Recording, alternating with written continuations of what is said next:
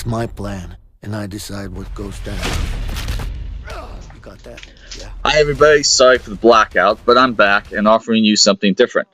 Now that E3 2017 is over, it's time to go over my top picks of what I think were the best at show during the expo.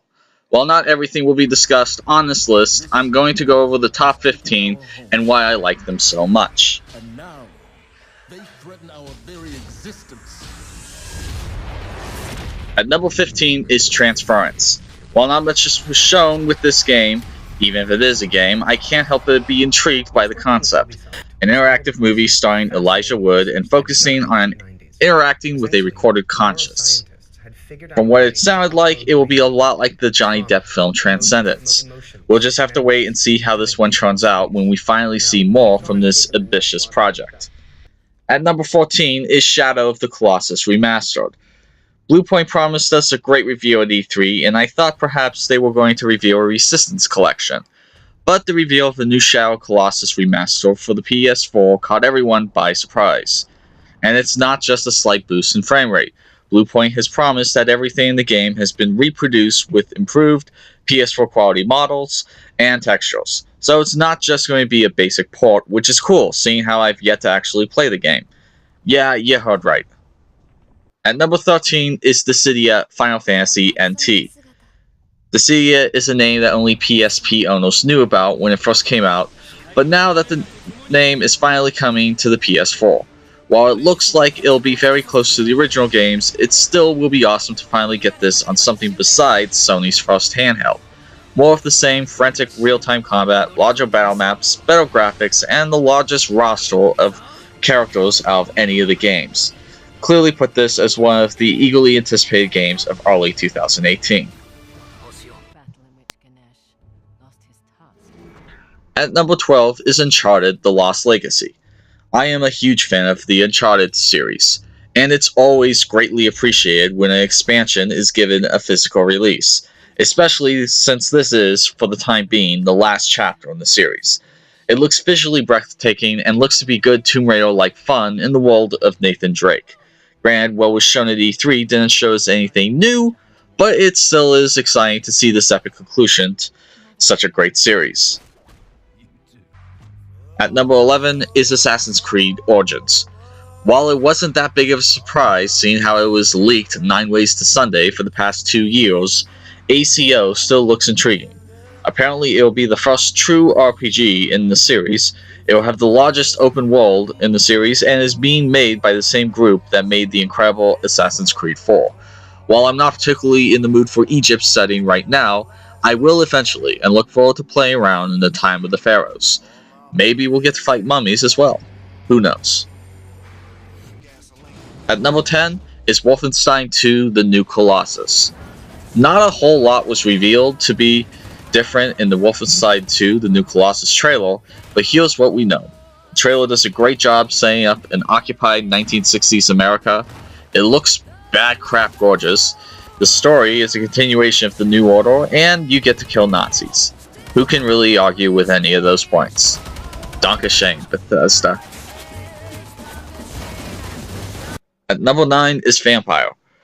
Vampire always struck me as a game that sounded great in theory, but would eventually die in execution.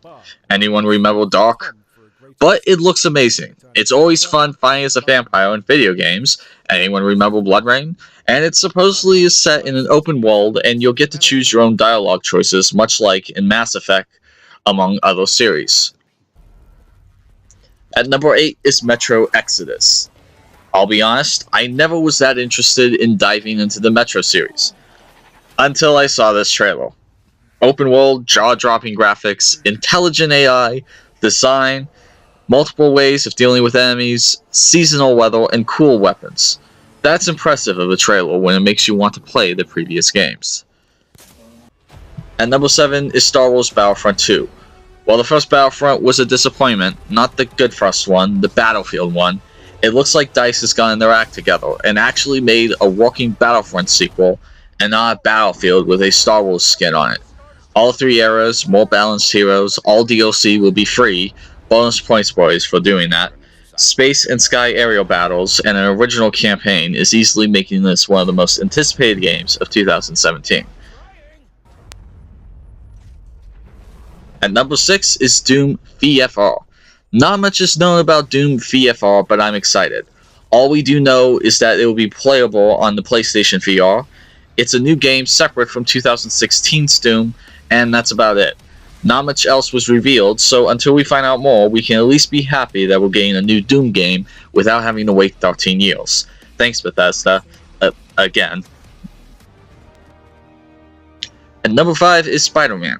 At first viewing of the E3 demo, SpiderMan felt like several other Spider-Man games I've played before, but upon closer inspection, I can really only say one word: tight.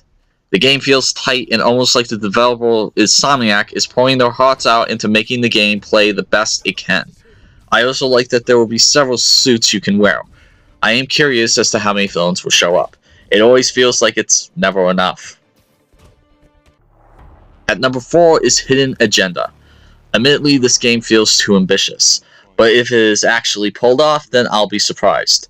A murder mystery focused on choice, and if you have the friends, a murder mystery controlled through your cell phones, where anyone is a suspect. Like I said before, ambitious. And it's gorgeous as well. At number 3 is Starlink Battle for Atlas. My first thought was, could this be a rival to No Man's Sky? I heard you can fly anywhere in an open star system. Does this mean a solar system or a massive group of systems? Only time will tell.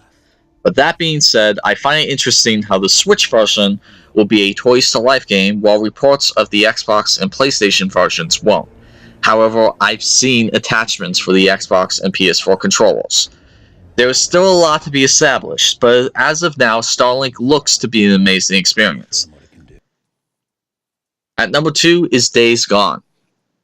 While it was revealed last year, Days Gone gave us our first proper look at the open world setting, and I absolutely love how not only you can use stealth in an open world zombie game, you can use the undead themselves as weapons against rival enemy factions. From what I've seen so far, Days Gone is easily going to be the Horizon Zero Dawn of 2018, meaning it will be amazing. And at number 1 is Anthem. Yes, I know, everyone has Anthem at number 1 on their lists of best in show, and it has reached number 1 on mine for the potential it possesses. An open world where you can customize your own robotic suit that can seamlessly fly and dive underwater back into the skies again. Enemy AI looks impressive, and the graphics are leaps and bounds even more impressive. The only problem, it's hinted to be an online-only game. Some things make me question as to if it would be offline compatible, mainly that it will have a strong focus on story, because BioWare obviously. But one of the developers said that it would be open to single players. Now, that doesn't mean it will be offline capable. But that being said, it will be amazing if it was, because look at Destiny, Titanfall 1, and The Division. All online-only games, and all don't need to be. So BioWare, if you really are taking on Destiny, then offer an offline mode.